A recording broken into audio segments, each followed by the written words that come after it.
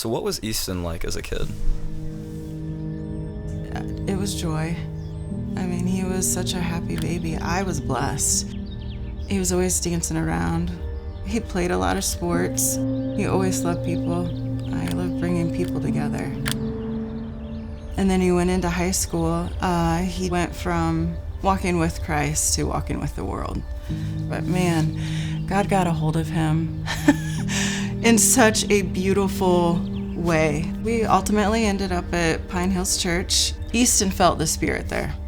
I wasn't even there the Sunday that he actually had his encounter. And he goes, I felt the Spirit like never before. He's like, it was so heavy that I literally could barely stand. And he knew right then and there that he was going to devote the rest of his life to Jesus.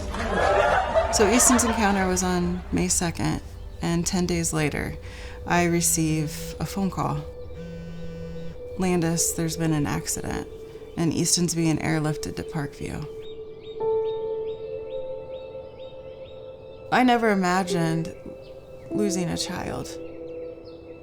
We pulled into Parkview, and you can see the actual helicopter landing, and it was Easton as we were pulling in at the same time. Life kind of stopped. The Kosciuszko County Sheriff's Office identified the driver as 19-year-old Easton Adkins last of night in Columbia Kosciuszko City. County.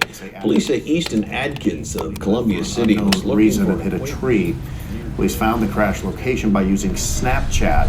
Atkins was airlifted from the scene and is listed in Was critical airlifted condition to a at the Fort Wayne hospital in critical condition. It was weird because one doctor would tell us that there was nothing that they could do. They just thought the next 72 hours are very crucial. It started a unity in prayer. I mean, the community, the church, the whole body of Christ. I mean, there was churches all over the United States that were contending for Easton's life. He brought unity in the midst of all of that loss. Yeah, so coming home from the hospital on the 21st, I will say it was weird. Walking into the house and knowing that Easton wasn't going to be walking through those doors. And actually the whole time, throughout the whole entire thing, from day one, from the 12th to the 21st to the 28th when he was buried, God was with us. He continues to be with us. There's such a sweet peace. My faith has grown so much in the midst of all of this. Jesus met me in a very tangible way so many times. Jesus died on the cross and was resurrected 3 days later to take the sting of death away.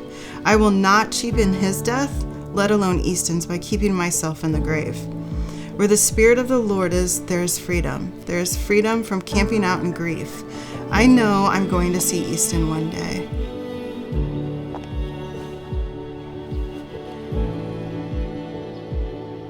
It is so important in the midst of your deepest, darkest times that you surround yourself with people that can speak from a place of love and from God's heart instead of from a wounded heart that may keep you in that grief instead of you having the freedom to process and move forward.